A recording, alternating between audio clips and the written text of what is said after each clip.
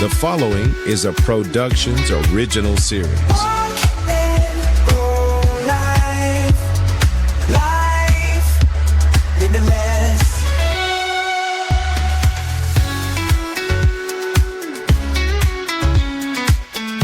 Hello and welcome to Walk and Roll Live. I'm Doug Vincent, joined by Addie Rich.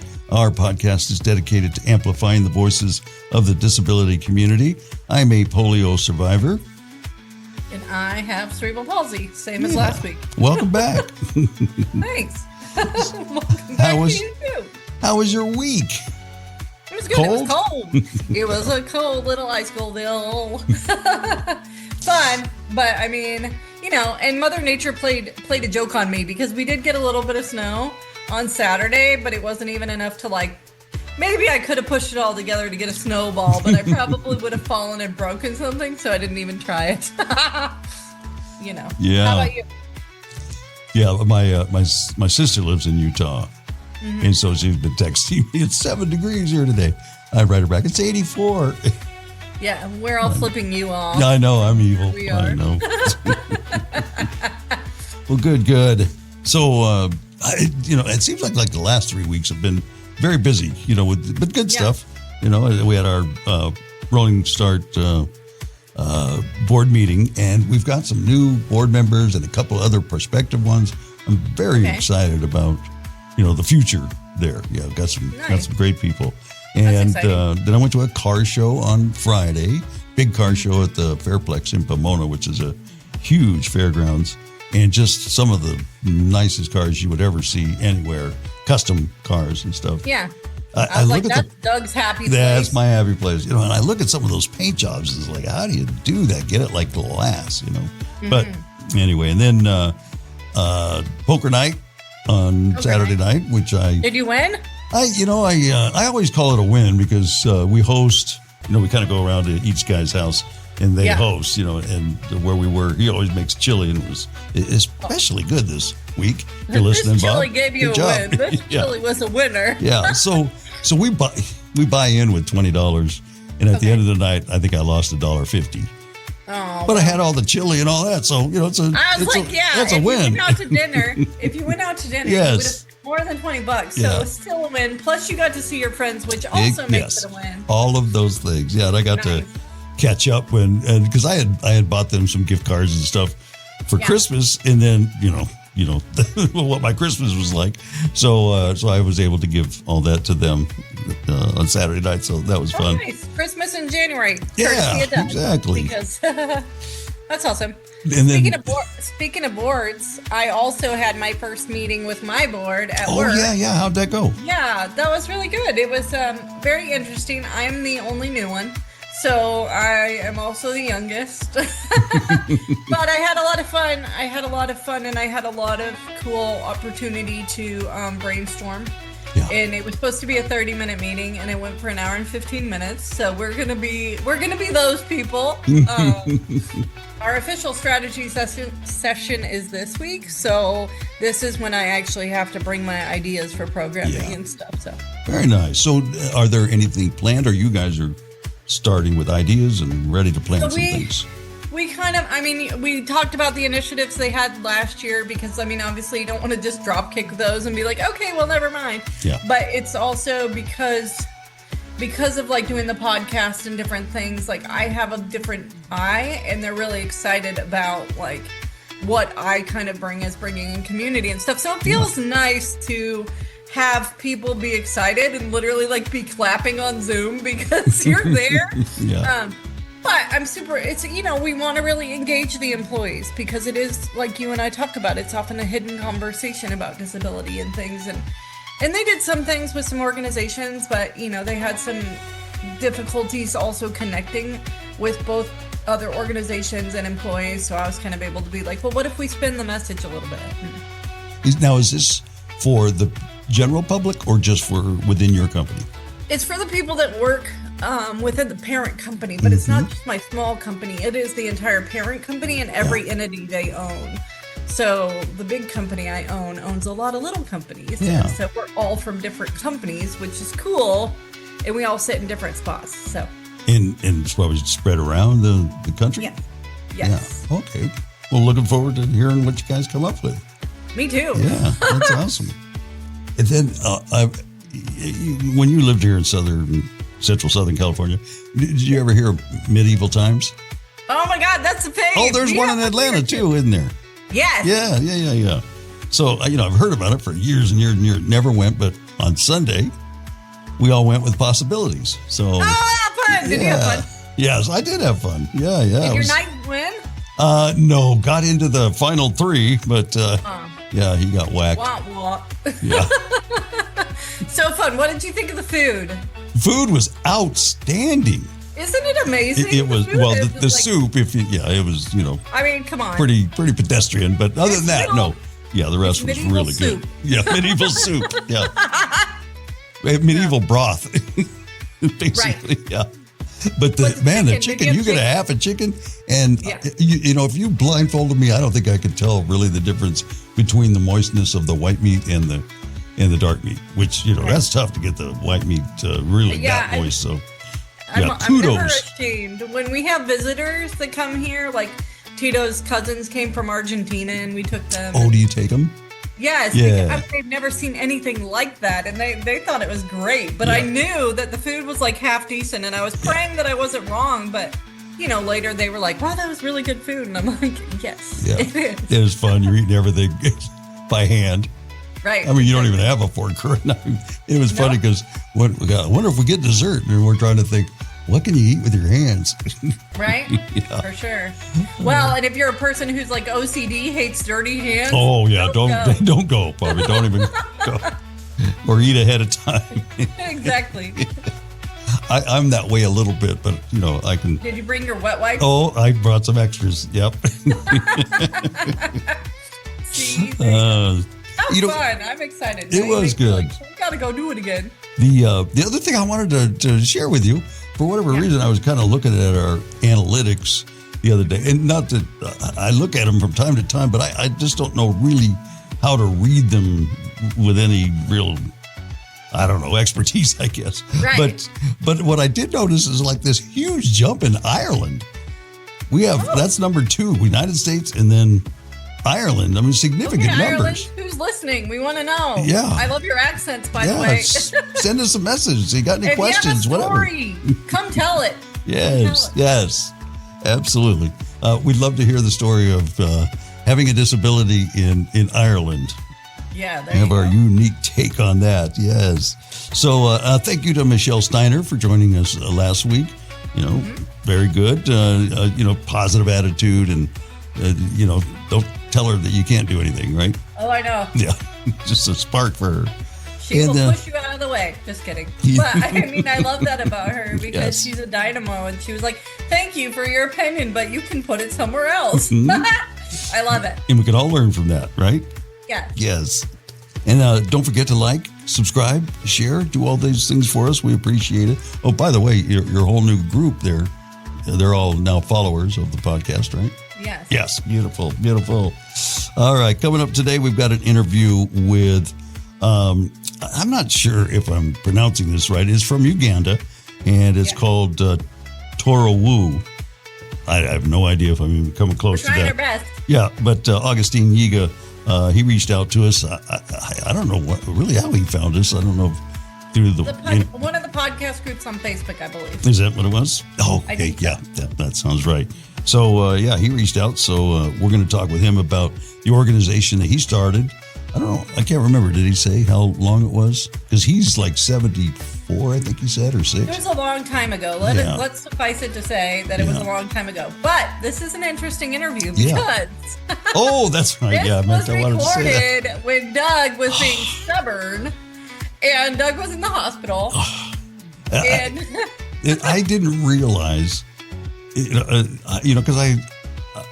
how do I say this? I didn't really feel that sick, but I know I was, a lot of fatigue and all of that. But not until I got this out to edit it, I heard myself. I didn't even know it was me for a while. I sounded horrible. So you'll hear a little bit of that. And I'm in the hospital when we did this. Yes, Yeah, you so you'll were. hear Because this is beeping where and- we were going back and forth, and I was Yeah. trying to get you to rest, and you were refusing. So, ladies and gentlemen, Yeah. welcome to the stubborn version of Doug. So you won't hear a whole lot of me, but thank you, Addie, for picking up the ball and running it in. Appreciate it. Got it. All right, so we'll hear Mr. Augustine here in just a moment, right as soon as we hear from GYAR Professional Training. At UGYAR Professional Training, we know that your greatest asset is your team. Investing in their development, knowledge, and happiness is essential for your business's success and growth. To achieve new heights, it's important to hire intelligent, talented individuals and empower them to excel in their areas of strength and passion. UGYAR is committed to transforming your employees into happier, more productive, and fulfilled individuals. When your team thrives, your business prospers. Wise leaders understand that providing team members with opportunities to shine in their strengths unlocks untapped potential. Elevate your team with UGYAR Professional Training and witness the growth of your business. From the UGYAR Professional Training Studios, you're listening to Walk and Roll Live, Disability Stories. All right, we are back with Walk and Roll Live. Make yourself comfortable, and then we'll start off here with a self-introduction from this week's guests, and then we'll start to give them the old interrogation. So I'm Augustine Yiga. Yeah, I'm 72 years old. Yeah, I'm from Uganda. I'm from Kampala, Uganda. Amazing. And Yes, what's your disability, or what do you identify as different about yourself? yes, I am. I run a non-profit for disabled children in Uganda. Oh, perfect. That's Yeah. amazing. So we look forward to Yes. telling your story today. Yeah. So Yes. can you tell me a little bit about you as a younger person, and like what kind of, shaped you as the you that we're meeting now? Everybody has a bit of a story. So can you tell us a little bit about what it's like to grow up in Uganda? And for those of us that Yes, are listening that are not from Uganda, we have no idea. Yes, as I said, Uganda is in East Africa. Okay. I'm an old man, 72 years old. I said. You're young. I am an ex-seminarian. I was in the seminary for 7 years. I was wow. trying to become a priest. And what happened? But You just decided your life was going to go a different way. yes, God decided that I take another route. Okay. Yeah, so I was there for 7 years. So when I never made it to priesthood in 2000, I started a non-profit. Okay. 25 years ago. Oh, wow. Yes, 25 years ago. We made 25 years this year. I was just going to ask, what did you see that made you want to pursue this and fill this need? In the field of disability. Yeah, Yes, what for your work nonprofit. is now. Yes. Yeah, in Uganda, I'm sorry to tell you, not many people going to help the disabled children. In Uganda, it's not very common. So I found there was a gap that I could help. So that's why we decided to start a program for disabled children. Yes. Had you Because always cared about the disabled community, or was it something that God put on your heart? Like, how did you come to the mission, especially saying that, it's not as common to help disabled children? What made you say, I'm going to be different and I'm going to help? Yeah, in my family, my firstborn, a sister, she died. Mm-hmm. She was physically disabled. And then my brother, I fall, he's 74 years now. Mm-hmm. He has he has epilepsy, a mental disability. Okay. So I grew up in this family where the people have disabilities. So my parents really had life because of my sister and my brother. Mm-hmm. And again, in my home now, currently, I am I'm looking after. I adopted a son of 35 years. He has schizophrenia. Mm-hmm. I stay with him in the house now. 34-year-old boy with schizophrenia. Oh, schizophrenia. So, Yeah, so this is life I'm going through. So with this in mind, I said I have to help these kids with the disability, well, kids with a disability.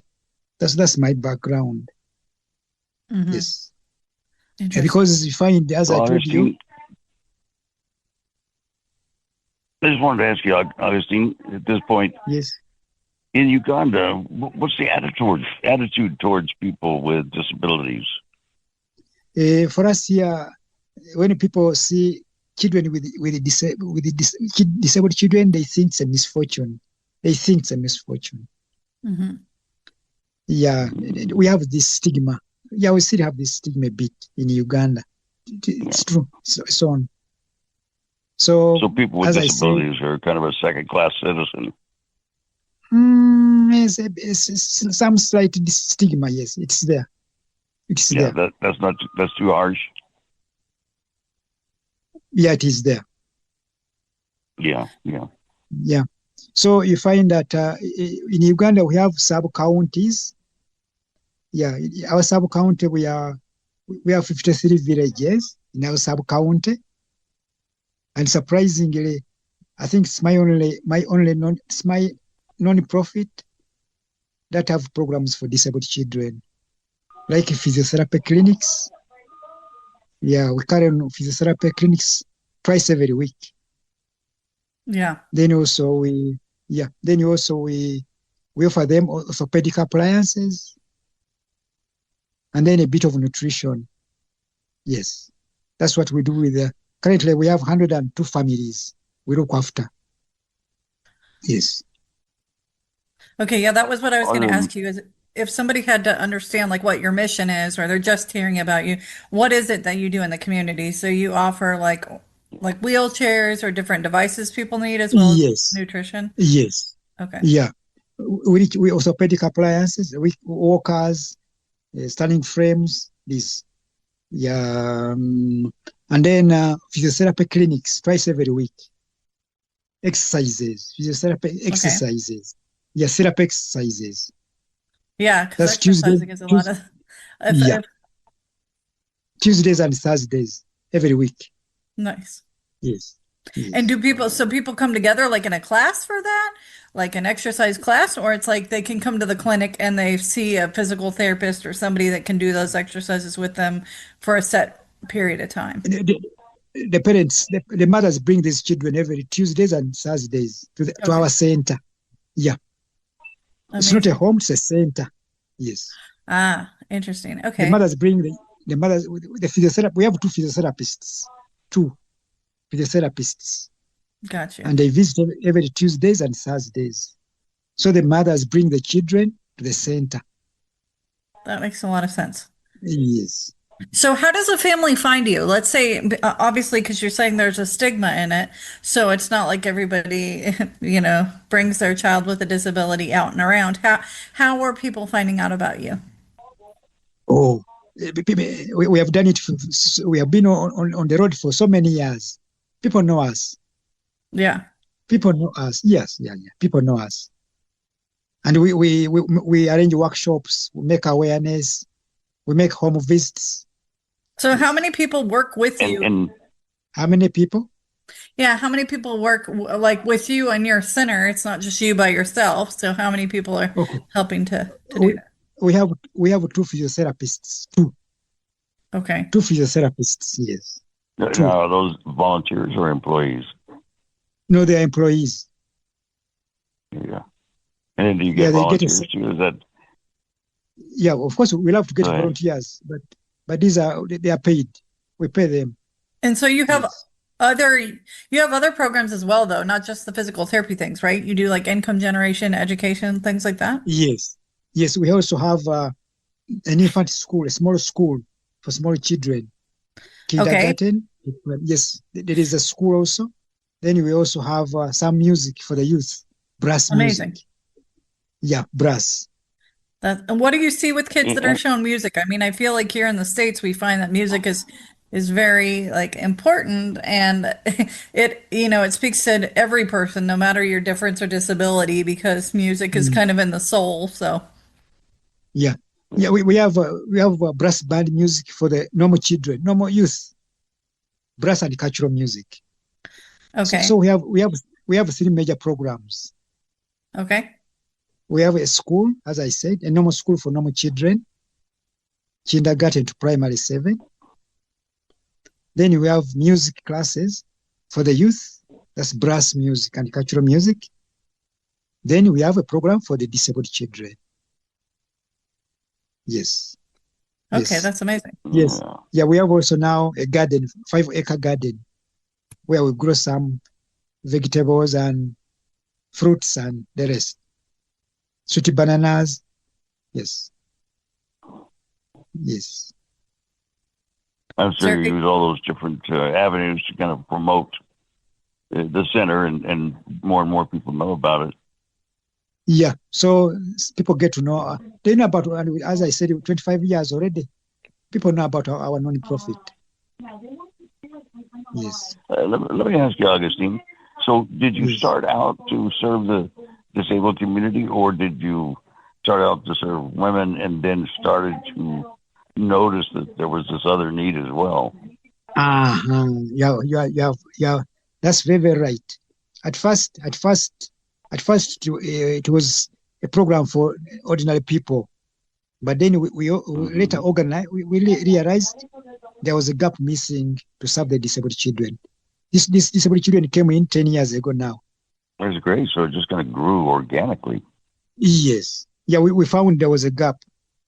Yeah, there was a need to help the disabled children.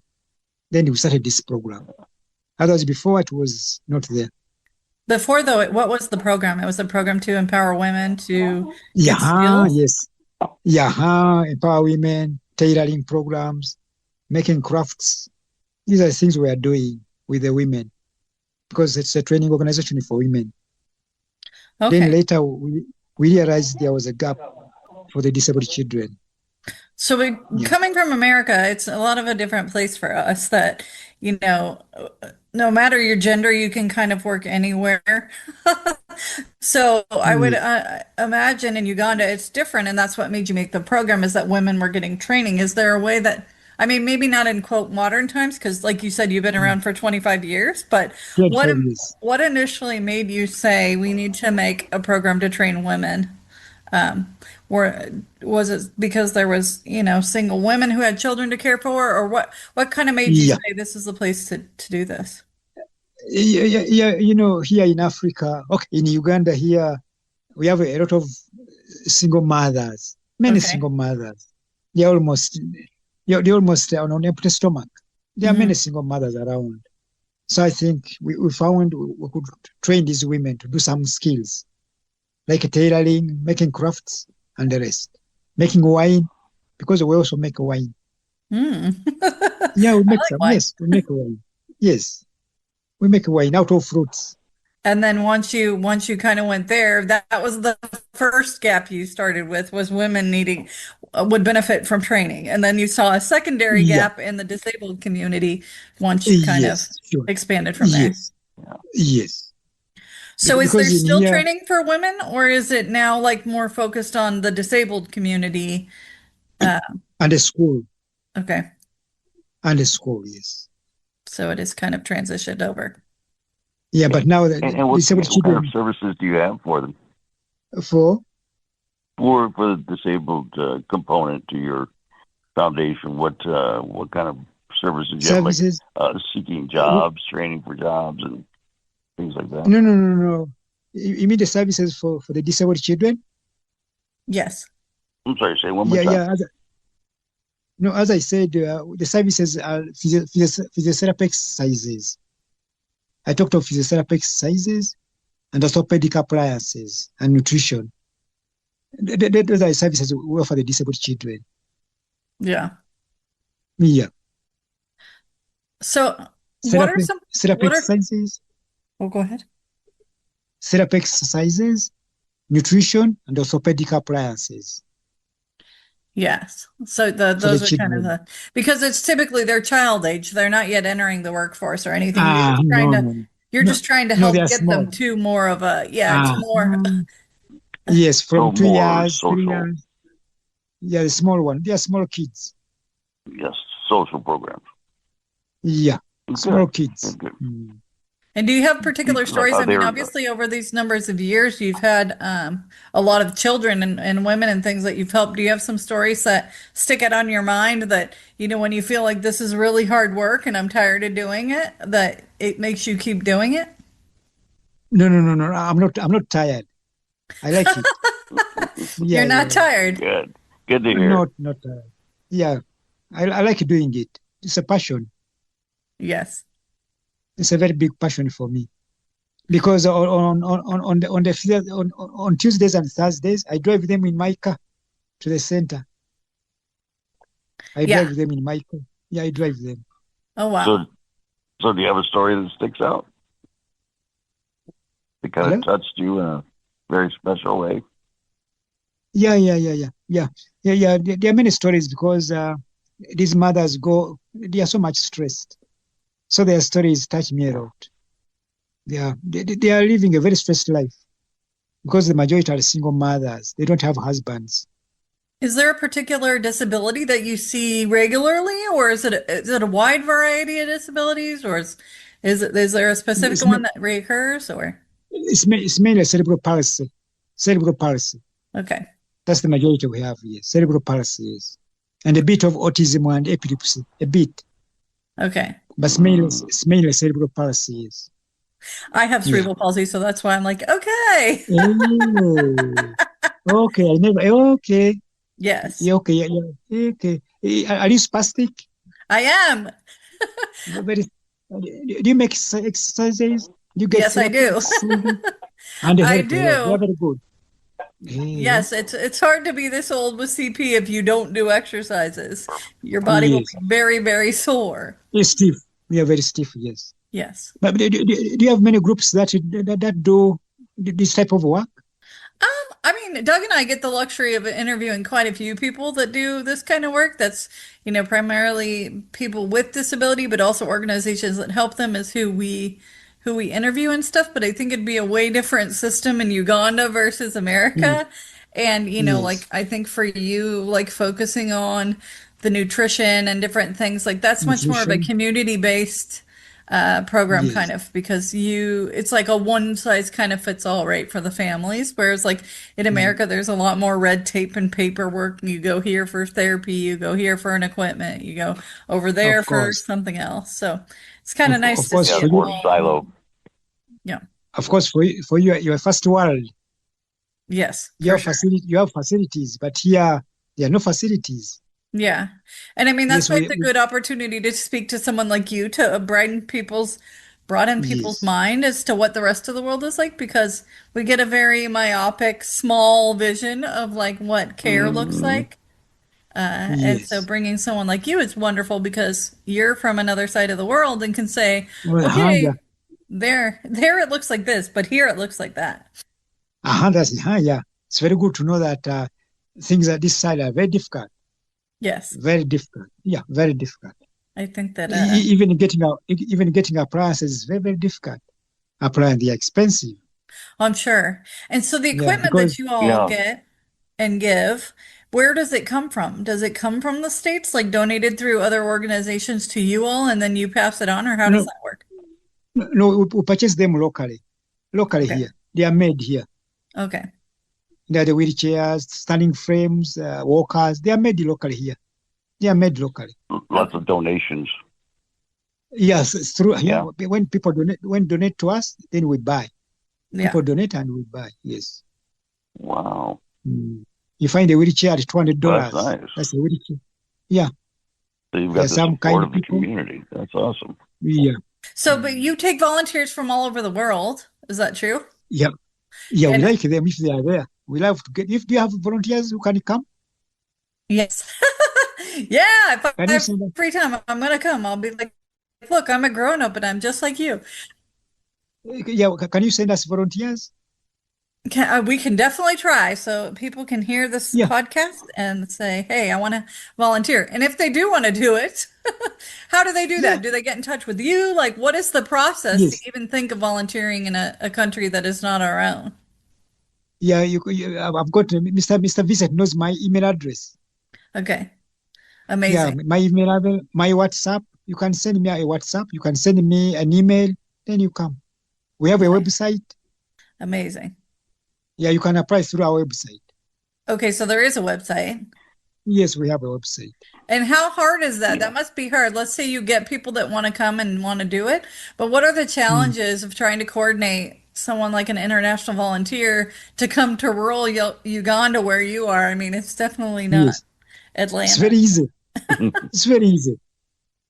Very easy. Easy. Yeah, it sounds like Augustine will figure it out. Yes, it's Yeah, very Augustine's easy. like, just give me your name and show up. I'm gonna figure it out. Yes, Yeah, so they're going to go to work. It's not a vacation, right? yes. You're like, So they this can. is not Club Med. Appreciate your honesty. Yeah, right. You said you can send us volunteers. We're gonna try our best by Well, Yes, talking about it. right. We'll let people know. It's up to them. You mean through this interview, people can know about our organization? Oh, yes, yes. It'll be up on our resource page too. Oh, So that's very good. obviously it's difficult to run an organization with an operation and in terms of funding. So what are the biggest Yes, challenges right now trying to keep afloat? I mean, 25 years of keeping afloat with a pandemic in yes, there is amazing, but yes. I'm sure there are challenges. So many challenges, of course. Very many challenges. So many of them. Yeah, because okay, the biggest challenge we have, as I said, orthopedic appliances. Yes. Those are they are expensive, and then the medical bills of these children is high also. You know, these children they are very delicate, Yes. so their medication is expensive. I think you know about it.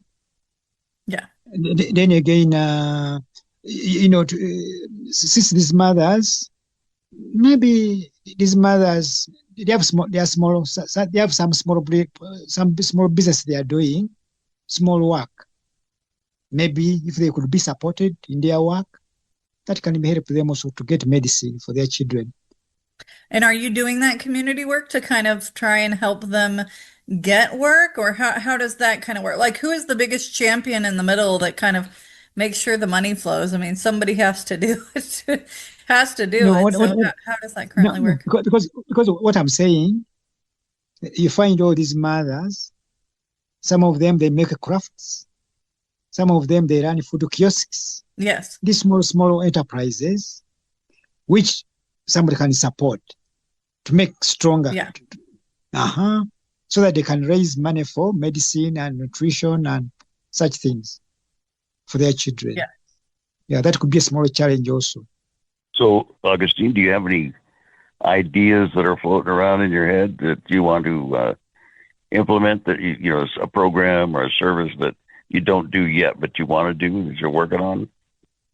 Yes, we, as I said, we have two physiotherapists, but we lack an OT, occupational therapist, could help us also.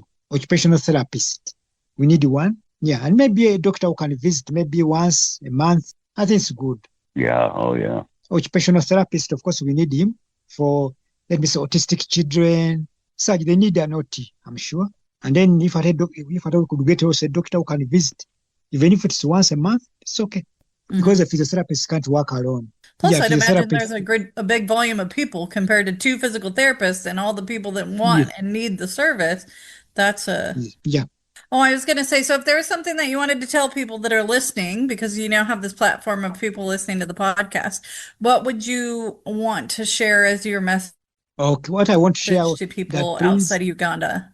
I want to tell them that looking after disabled children is a very big task, which needs networking. We need to network because we can't manage it alone. These kids need a lot of care and help. They are physically weak, so they need good nutrition, good medical care. And I think if at all we can support their mothers, that can be very good. So we love networking. We love volunteers. Well, it's been wonderful to have you today. Thank you. I know this was it's a little tricky, the time change between Uganda and the United States, and you really stepped up and kind of got up in the middle of the night and to come on and talk with us. So we appreciate it. of course, I loved it also. Perfect. Thank you so much for your time. Good luck. Yes. Each week on Walk and Roll Live, we share honest and open stories of people living with a disability. I think it's even worse now because, they give me a roller coaster to run around town in, and I basically am just like trying to find the thickest curb to jump off Yes. of. Right. You're like, I know I can return myself from hard things, so I'm going to. Hey. Join us weekly for another powerful episode. Walk and Roll Live, wherever you get your podcasts. Life Limitless. Subscribe now. From the Ugyar Professional Training Studios, you're listening to Walk and Roll Live, Disability Stories. Don't put me on a pedestal. I'm not here to inspire. I've got my flaws, my highs, my lows, my own heart's fire. I laugh, I cry, I break, I mend, just like anyone. I'm not your symbol of courage, I'm just me, done. I've got dreams that soar, fears that bind, moments of grace and times I'm blind. I'm not your hero. And that's our episode this week on Walk and Roll Live. What'd you think of our trip around the world? So I love this story. Well, okay. Two things. I love this story because it teaches us a lot about different cultures and like people how people identify a need and then adapt, like use their resources to then create resources for somebody else. Because that's basically kind of what he did, was like identify an issue or a gap and then kind of say, all right, now I'm gonna plug this gap and meet these needs as best as I can. But I also love this episode because this shows how dedicated you are to the podcast because you refuse to go down without a fight. and you trusted me to do the interview, and I was, trying to do my best by you. But clearly it cannot run without a Doug. So good God, don't let me loose by myself. No way. So, and I don't know if you know this, but Addie's never done anything like this. You can go back a year or more when you started and hear some of her first episodes. I mean, you'd be amazed at how quickly you picked it up, or if it's just part of your personality, what it is. But you did a great job. I haven't second guessed my idea to ask you to come on at all once. So. Well, we're just glad you're healthy. Yeah, me too. I would not like to do that again due to health reasons. I will do that as I meet new friends, but I refuse to have to do that. And another thing I want to add, and we'll talk about it hopefully, I think, every week, try to remind me if I forget, but we got the Abilities Expo coming up this year, going to be in Long Beach, late March, I want to say 27th, 8th, 9th, something like that, and we're planning on being there on the Saturday. And what we're trying to do is put together a little reunion. Of course, there's a lot of people here in Southern California. Whether Augustine can come from Uganda, I don't know, but he's definitely welcome. So You're we'd like to welcome get, if you can come. Yes, everybody welcome if you can come, and we'd like to, get as many people together to do a group shot and all of that. So we're going to be there on Saturday. So hopefully, reach out. I'm going to put out a letter, email to everybody to let you know too. But Saturday. That Saturday, we'll be there in Long Beach. Miles Pearson is coming next. Yes. Miles is the fellow from the UK, right? Yeah, he is. Yeah. He has another unique and interesting disorder that most people have not heard of. But he's a real hoot. He writes a blog and kind of talks about life and all of the things. And apparently I've never met a stranger and I can't not make a friend. But I'm having a great time doing it. Going to meet a lot more too, right? Mm-hmm. He's a rugby player, an elite adaptive rugby player. Yeah, with an interesting story. So we'll hear that next week right here on Walk and Roll Live. Thank you for listening. Anything else that before I shuffle us off? I could talk my face off. So I think we're good today. I know one other thing. We talked about this last week. Our guest was telling us about the tickets that you can get at LA 28 or a couple of weeks ago. But I did run it down, found it, and got the link up on our resources page. Yeah, I think. Cool. I think I put it under there's a drop down menu under adaptive sports, and you'll find it there. So you don't sign up and get free tickets. I think it's for a drawing that they're having. To be clear, I think they do like a lotto of some sort, like because they can't give everybody a ticket who wants it. There's limited space. Yeah, so. That wouldn't make sense, would it? So look for that if you want to get into that drawing. All right, so we're out. I'm your host, Doug Benson, along with Addie Rich. Thank you from the Aguiar Professional Training Studio. This has been Walk and Roll Live, Disability Stories, Life Limitless.